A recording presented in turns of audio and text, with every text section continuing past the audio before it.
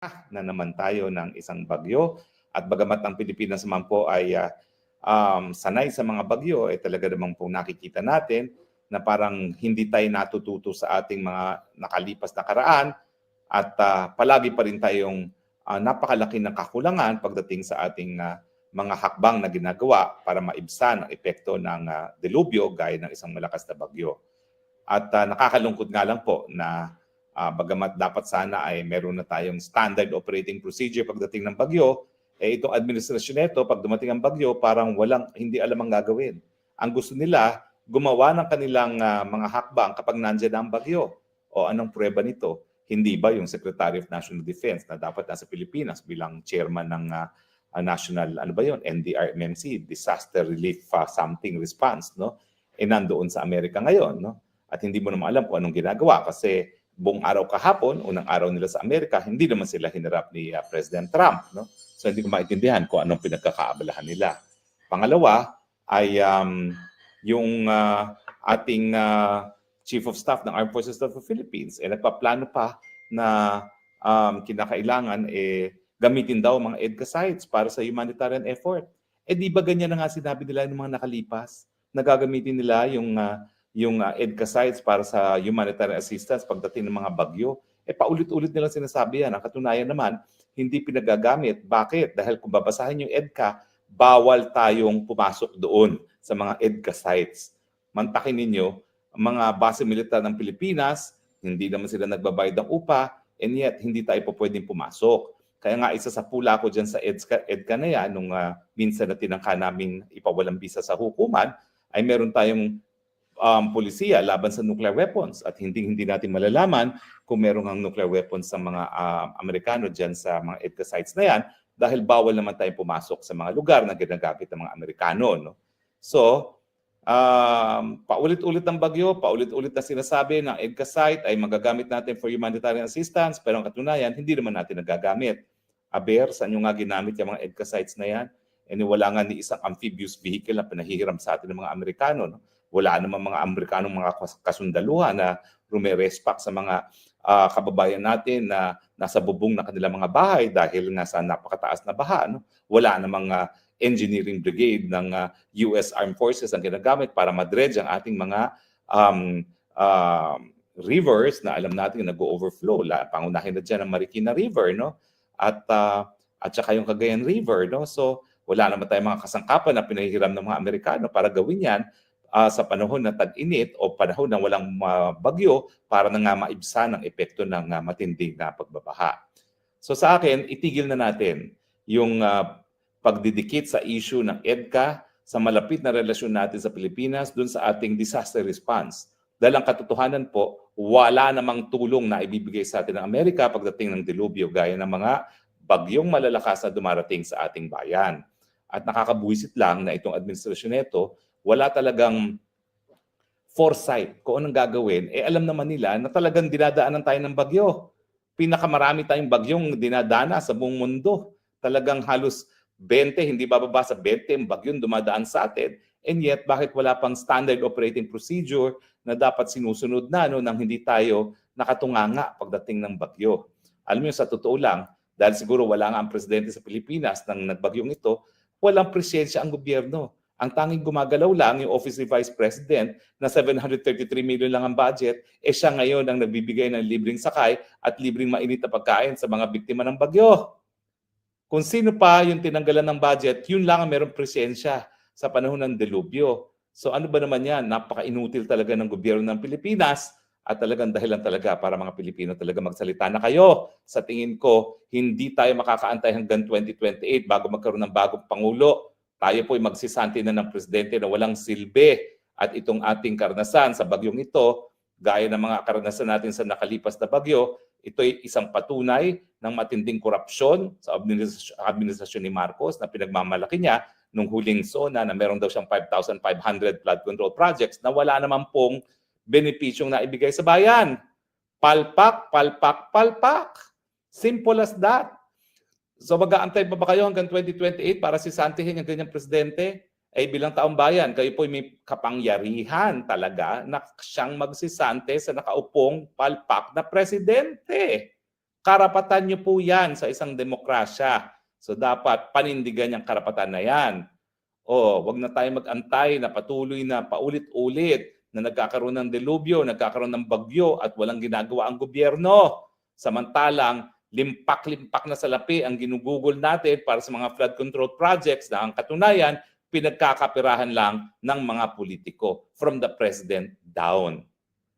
So kailan pa ba tayo magtsatsaga sa gobyernong walang silbi at inutil? Gumalaw na kayo mga Pilipino. Kung minsan, 2 beses tayo nagsisanti ng presidente, gawin na natin. Pangatlong beses, sisantihin natin ng presidente, karapatan ninyo yan. At ang Korte Suprema nagsabi, kapag ang taong bayan na nagsisanti sa presidente, 2 beses na nangyari, yan po ay sang-ayon sa saligang batas dahil ang kapangyarihan sa isang demokrasya nakasalalay talaga sa mamamayang Pilipino. Di ba po? Nako, maawa naman kayo sa inyong mga sarili. Taon-taon na lang, 20 bagyo.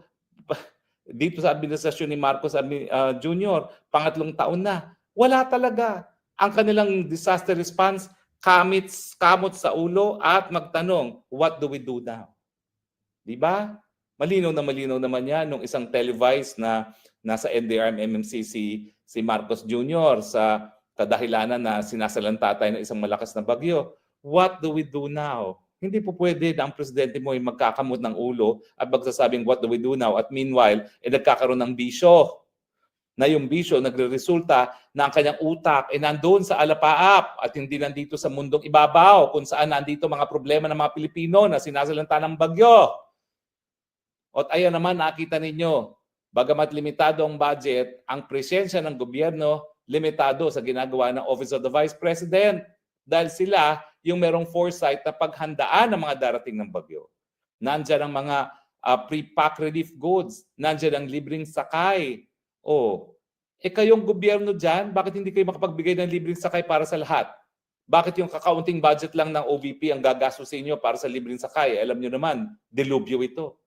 At saka yung pagkakansela lang ng klase. Ano ba nangyari dyan? Dapat ibalik na yan yung sa mga nakaraan na panahon na ang national government na magde-decide kasi ang national government nasa ilalim nila ang pag-asa at alam nila kung ano ang epekto ng panahon sa seguridad at well-being ng ating mga estudyanteng mga kabataan. Sus Mariose, magkakansela kayo ng pasok. Sa kalagitnaan na ng pasok, nakapasok na mga estudyante, paano sila makakauwi? Lalangoy na naman sila sa kanilang mga tahanan dahil ang flood control projects, the 5,500, kinurakit mga politiko at nagiging giant swimming pool ang buong Metro Manila at buong Luzon. Di ba yan ang katotohanan? Sos Mariosep, mga Pilipino alam ko pasensyoso kayo, pero hindi na nasa lugar ang inyong pagiging pasensyoso. Kinakailangan magalit na kayo. Santiin nyo na yung presidenteng palpak. Hanggang 2028 pa ba kayo magtsatsaga? Mahiya naman kayo sa inyong mga sarili. Pinagtatawa na tayo ng buong mundo. Tayo lang ang palaging binabaha na palaging pareho pa rin ang problemang hinaharap. At ang dahilan kung bakit pareho ang problema natin, palpak ang gobyerno. At least nakalipas na 3 taon. Siguro naman hindi niyo mapupula kay Presidente Duterte yan noong panahon niya. Kasi kami talaga, nano kami sa NDRM-MC. At hindi kami gumagawa ng plano kung ano ang magiging response ng gobyerno sa bagyo. Pinare-report ni Pangulo Duterte kung nasunod ba yung plano. Yun ang dahilan kaya kami nagre-report dyan live sa NDRM-MC para makita ng taong bayan na yung mga plano na narariyan na bago pa sumalanta ang bagyo ay sinusunod ng mga lokal na opisyales at ng mga ahensya ng gobyerno. At siyempre, ang pag-uusapan na lang dyan, ano yung mga major projects na dapat gawin dahil alam natin na talagang napakatindi ng danyos na dinudulot ng mga malalakas na bagyo. Kaya dyan papasok yung kapangyarihan ng presidente na mag-realign ng pondo ng bayan from savings para dito sa mga major ticket projects na kinakailangan gawin kapag sinalanta ng bagyo isang lugar. Yan po talaga dapat ang galaw ng isang matinong presidente. Pero kung ang presidente mo nga talaga ay may bisyo, nag-a-addict, nagiging addict at talagang palaging high, talagang walang mangyayari sa bayan. Anyway, ang Pangulo naman, Marcos Jr., si Gibo Teodoro at saka itong Browner ang nagsabi na kinakailangan magamit ang mga EDCA bases na ginagamit ng mga Amerika para sa humanitarian assistance tuwing bagyo. Gaya na aking sinabi, hindi po nangyayari yan. Palagi yan drawing, palagi yan salita. Pero dahilan din yan para maging sunod-sunuran si Marcos Jr. sa mga kagustuhan ng mga Amerikano. At kahapon, ang sinabi ko, yung patawag na papunta sa Amerika, hindi po yan imbitasyon. Yan ay summon. Sa ayot gusto mo, pumunta ka rito dahil kung hindi, baka ipalitis namin ang misis mo dahil siya gumagamit ng pinagbabawal na droga sa LA. At dahil ayaw mo mangyari yan, ayaw mo malantad na adik ang misis mo dahil lalabas na adik ka rin, sumunod ka sa gusto namin. Anong gusto nila? Magkaroon ng factory ng armas sa Subic. Alam niyo ba kung mangyari yan? Napakasama na nga nangyari na yung Typhoon missiles na naging dahilan kung bakit kamuntik na talagang mag-imit siya ng Third World War dahil doon sa Cuban crisis, yung intermediate missiles, nakadeploy na ngayon sa Pilipinas. Nagkaroon po ng tratado ang Amerika at saka ang Russia na hindi na sila gagamit ng intermediate range missiles kasi nga ito yung mga missiles na po pwedeng makarating sa kanilang mga homeland, mga mainlands. At ito yung dahilan, nakamuntik na tayo mag-Third World War. Kaya lang, lumabas sa kasunduan yan ng mga Amerikano, kaya tuloy, gumagamit na ng intermediate range missiles at nagbigay babala ang Russia at ang China na banta talaga sa seguridad ng buong mundo ang paggamit muli ng mga Amerikano sa intermediate range missiles, yung Typhoon missiles.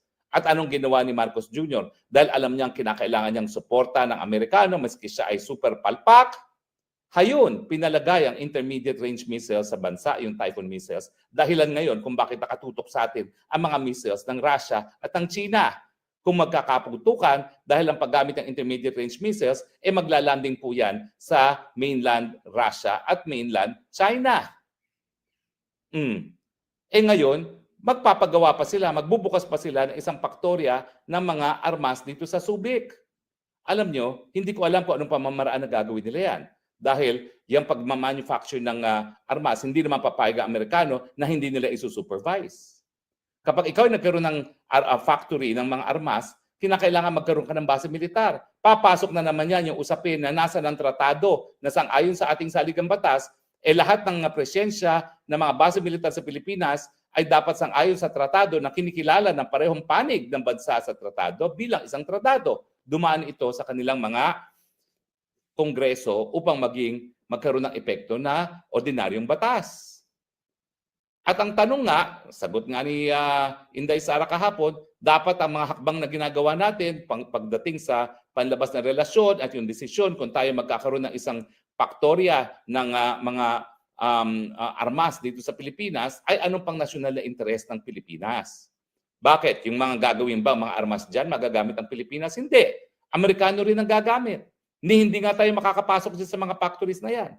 Sabihin na natin merong ilang mai-empleo dyan, ano naman ang kapalit niyan? Subic ang gusto nila. Alam nyo ba ang Subic ngayon? Puro factories yan na intended for export kasi export processing zone yan.